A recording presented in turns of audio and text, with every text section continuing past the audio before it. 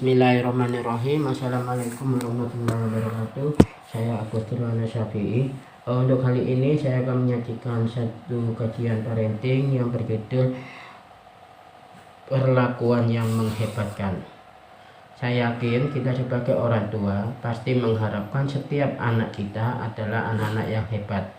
Untuk itu kita harus memastikan perlakuan yang kita berikan adalah perlakuan yang menghebatkan.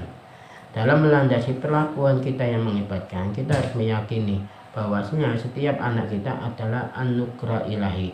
Mereka dianugerahi bakat yang luar biasa yang bisa mereka gunakan ke depan untuk mewujudkan setiap apa yang mereka cita-citakan. Pada dasarnya mereka dilahirkan dengan DNA sukses di dalamnya. Itulah satu keyakinan yang harus kita pahami, bahwasanya setiap mereka kelak akan menjadi orang-orang besar, orang-orang sukses. Tapi pertanyaannya, bagaimana kita memperlakukan mereka sebagai orang-orang sukses, orang-orang besar? Ada beberapa peran dan tugas orang tua terhadap anaknya. Di antaranya peran tersebut dan tugas tersebut yaitu love, coach, dan model. Love, di mana kita sebagai orang tua mempunyai satu peran untuk bisa memberikan rasa cinta terhadap anak-anak kita. Cinta bagi anak-anak kita adalah satu kebutuhan yang harus kita penuhi atas mereka, karena setiap anak kita akan mengharapkan terpunya rasa cinta tersebut pada diri kita, bukan terhadap orang lain. Oleh karena itu, kita harus memastikan untuk bisa mengekspresikan rasa cinta kita kepada mereka. Tunjukkanlah cinta tanpa syarat kepada mereka, karena cinta ini pada akhirnya akan memenuhi tank love yang ada pada anak-anak kita. Dengan kita memenuhi tank love pada anak-anak kita, memastikan mereka akan tumbuh berkembang sebagai pribadi yang kuat, karena kebutuhan rasa cinta mereka dalam tank love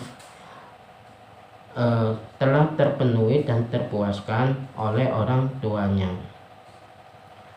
Satu hal yang cukup penting dari peran orang tua yaitu sebagai pelatih. Kita meyakini bahwasanya setiap anak kita mempunyai bakat. Pastikanlah kita sebagai orang tua untuk bisa mendeteksi bakat tersebut. Untuk mendeteksi bakat tersebut, kita bisa melihat sejauh mana minat anak kita terhadap sesuatu. Karena prinsipnya dalam bakat terdapat minat di dalamnya. Tetapi satu hal yang perlu juga kita perhatikan bahwasanya setiap minat belum tentu ada bakat di dalamnya. Diperlukan observasi yang cukup untuk memastikan antara bakat dan minat tersebut. Tetapi saya yakin keberadaan orang tua dengan instrumen rasa cinta yang tulus kepada setiap anaknya akan memastikan dengan mudahnya setiap orang tua untuk mendeteksi minat bakat terhadap anaknya. Dengan kita menemukan minat bakat pada setiap anak kita, maka pastikanlah kita menjadi pelatih terhebat pada anak-anak kita. Sebagai seorang pelatih, kita harus bisa mengarahkan, mendidik anak didiknya untuk menjadi sang juara. Dalam konteks kita sebagai orang tua terhadap anak-anak kita, pastikanlah dalam minat bakat anak kita, kita harus bisa memastikan, mengarahkan, mengembangkan minat bakat anak kita, dan pada akhirnya apa yang dimiliki pada anak-anak kita dalam minat bakatnya, mereka benar-benar menjadi orang-orang yang sukses, orang-orang yang mempunyai kemampuan besar pada dirinya, sehingga ke depan mereka benar-benar menjadi sang master dalam bidang mereka masing-masing. Itulah peran penting dari orang tua dalam kaitannya untuk membimbing anak-anaknya terkhusus dalam minat bakatnya. Selanjutnya, peran orang tua sebagai model. Peran orang tua sebagai model adalah satu hal yang mutlak, karena setiap perbuatan orang tua terhadap anaknya adalah cermin bagi setiap anaknya. Apa yang nampak pada kita sebagai orang tua akan berimitasi terhadap anak-anak kita. Oleh karena itu, pastikanlah keberadaan kita sebagai orang tua merupakan satu model yang sangat ideal dan positif terhadap anak-anak kita. Jangan sekali-sekali menunjukkan hal-hal yang kurang baik, hal-hal yang negatif di hadapan anak-anak kita, karena ini akan berimitasi terhadap anak-anak kita. Nah, oleh karena itu menjadi satu kewajiban bagi setiap orang tua untuk menjadi model yang ideal bagi anak-anaknya. Maka tidak salah dibalik setiap orang sukses di dunia ini adalah di mana keberadaan mereka terdapat seorang orang tua yang hebat. Ya, di balik kebesaran setiap seseorang terdapat orang tuanya yang hebat, karena mereka imitasi dari kedua orang tua mereka. Lanjut, tugas orang tua terhadap anaknya saya rasa ada 3, yaitu yang pertama quality time, communication, dan touch.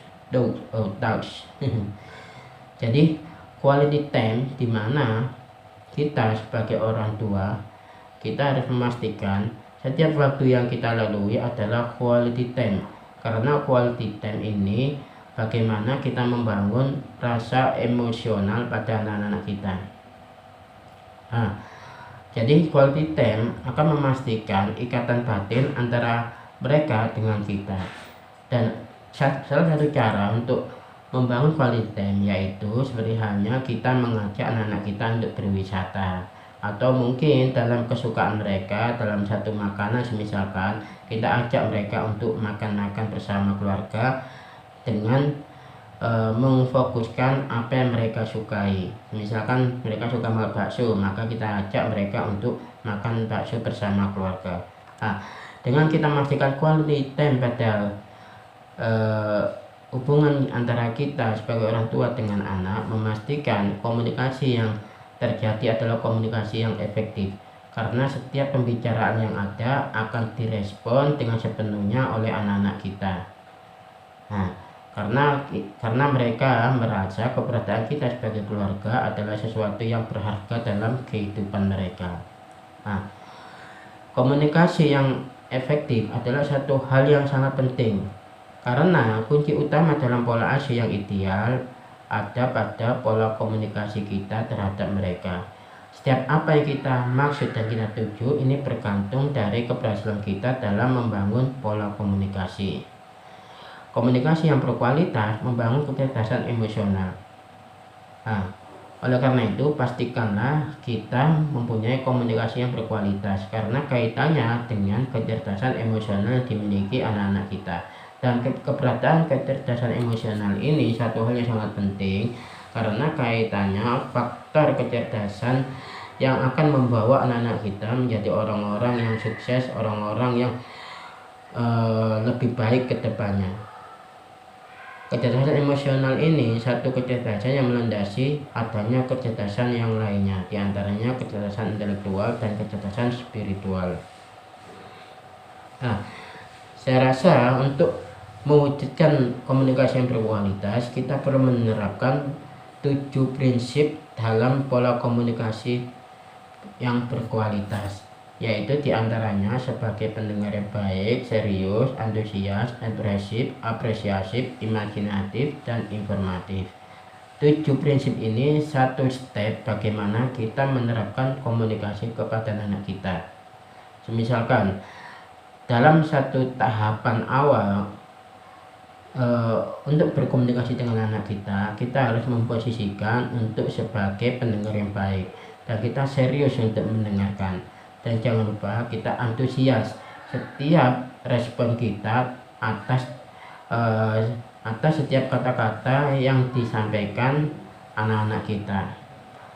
Dan kemudian kita ekspresif, dan jangan lupa untuk selalu memberikan apresiasi. Nah, ada kemungkinan anak kita akan menyampaikan sesuatu dan kita seketika itu untuk memberikan apresiasi. Dan yang keenam, kita hadirkan unsur-unsur yang sifatnya imajinatif, karena itu bagian dari dunia mereka. Dan yang terakhir, satu poin yang utama, yaitu kita memberikan informasi, atau semisalkan kita memberikan nasihat atau kata-kata bijak di dalam komunikasi tersebut. Nah, biasanya dari setiap orang-orang yang hebat, orang-orang besar, mereka terinspirasi dengan kata-kata bijak, kata-kata positif dari orang tuanya.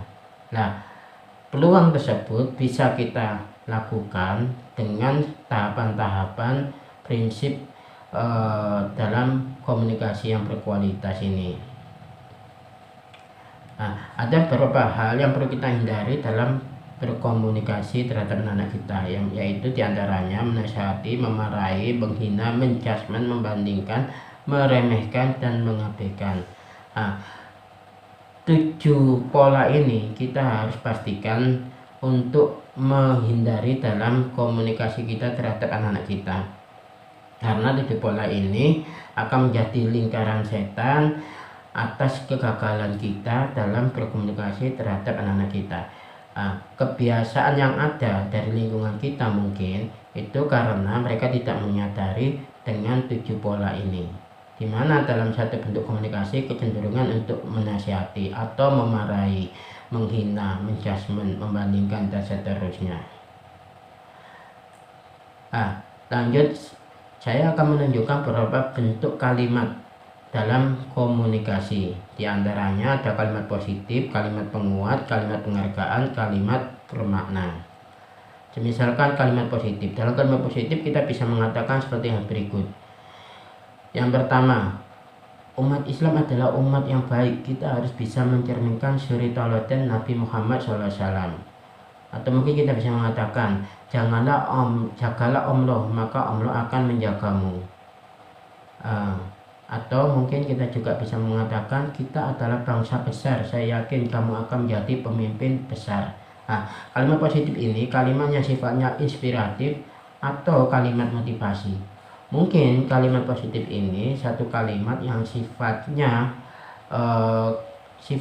kalimatnya ini nilainya tinggi. Mungkin bagi mereka anak-anak kita kurang bisa mencerna, memahami kalimat tersebut.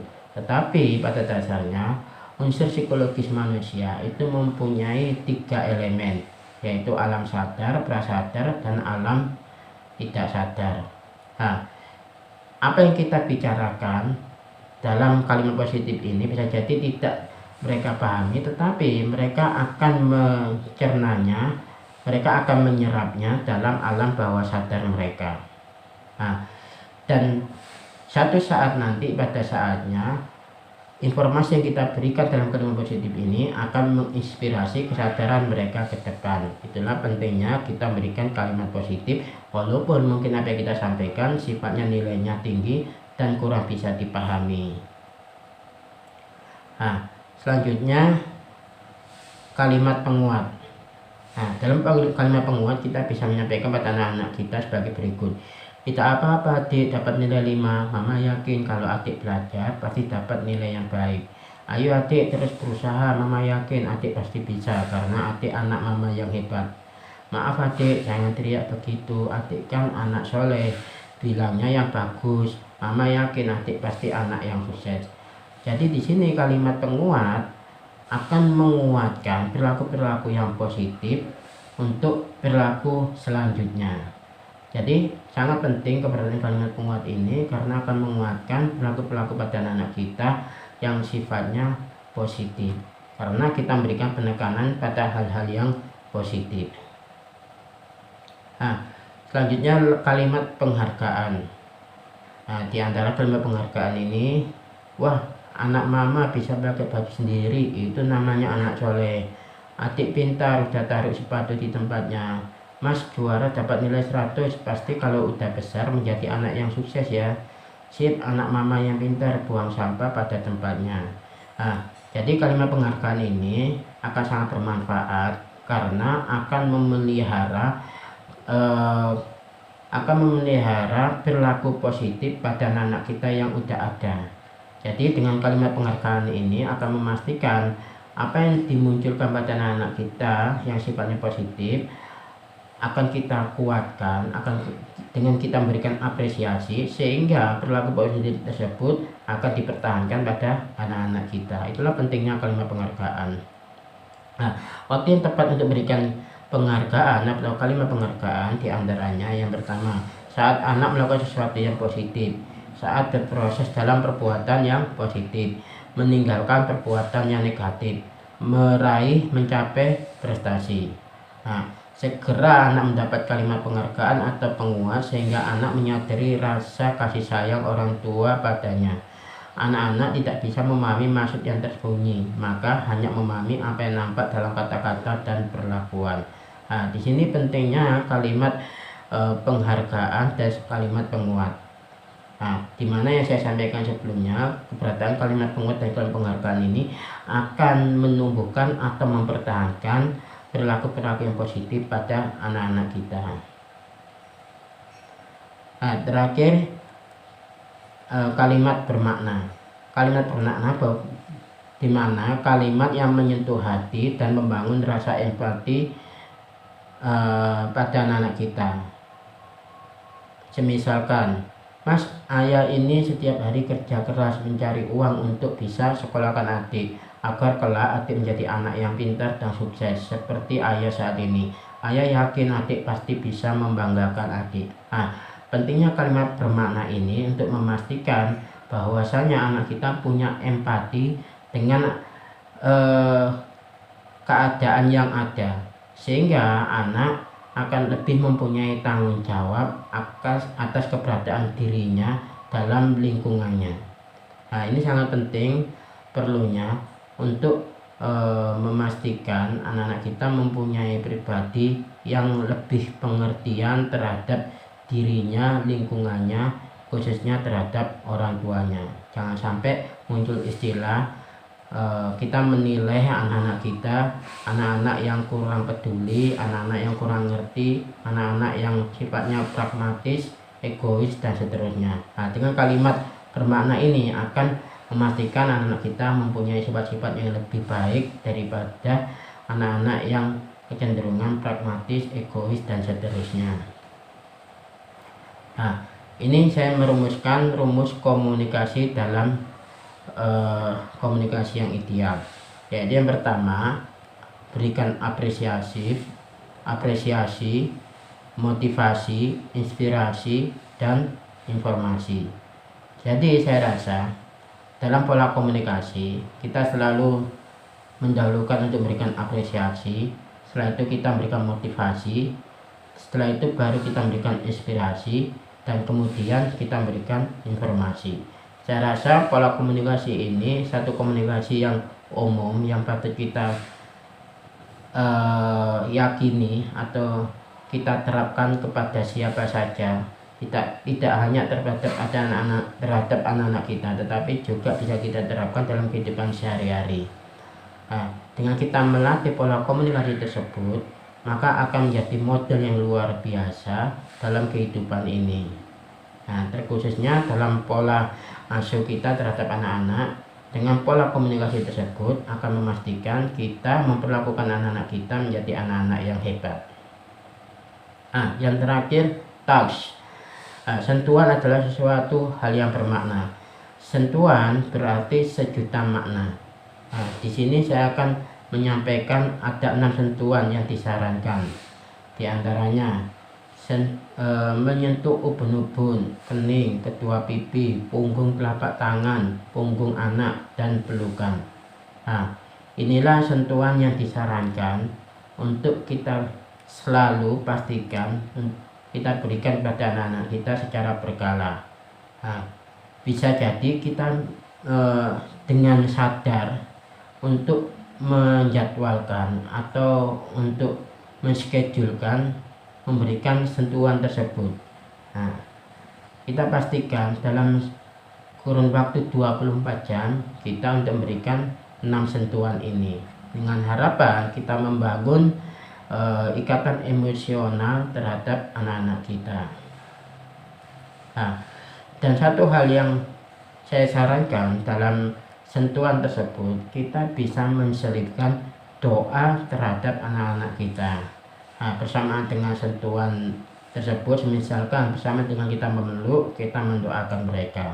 Bersamaan kita mencium ubun-ubun mereka, kita bisa mendoakan mereka. Nah, saya rasa kebiasaan ini adalah satu hal yang luar biasa dan ke depan akan memastikan anak-anak kita menjadi anak-anak yang hebat. karena perlakuan ini biasa dirasakan atau didapatkan oleh orang-orang yang mungkin saat ini mereka menjadi orang-orang sukses, orang-orang besar. Saya yakin mereka keberadaan, kesuksesan dan kebesaran mereka karena salah satu faktor ini. Nah, keberhasilan kita dalam memperlakukan anak-anak kita secara ideal ini akan memastikan kita memenangkan hati anak-anak kita dalam keluarga. Nah, saya rasa anak-anak yang hebat dan mungkin saat ini orang-orang yang hebat ini karena mereka di dalamnya terdapat keluarga yang hebat, dan dalam keluarga yang hebat di dalamnya terdapat kedua orang tua yang hebat. Kedua orang tua yang hebat karena faktor keberhasilan mereka dalam memperlakukan anak-anak mereka. Nah, jadi saya rasa faktor terbesar dari keberhasilan seseorang, keberhasilan dari seorang anak khususnya adalah ada pada bagaimana seseorang tersebut diperlakukan oleh orang tuanya. Nah, bagaimana mereka merasakan pola asuh kedua orang tuanya. Nah, keberhasilan orang tua dalam memberikan pola asuhnya yang menghebatkan, maka dipastikan setiap anak dengan kodratnya yang luar biasa akan tumbuh sesuai dengan fitrahnya menjadi orang-orang sukses, orang-orang besar. Nah, saya rasa itu yang bisa saya sampaikan dalam kajian parenting ini. Saya harapkan apa yang saya sampaikan di awal hingga akhir memberikan inspirasi kita semuanya sebagai orang tua bagaimana kita memperlakukan anak-anak kita. Kurang lebihnya saya mohon maaf. Akhir kalam, assalamualaikum warahmatullahi wabarakatuh.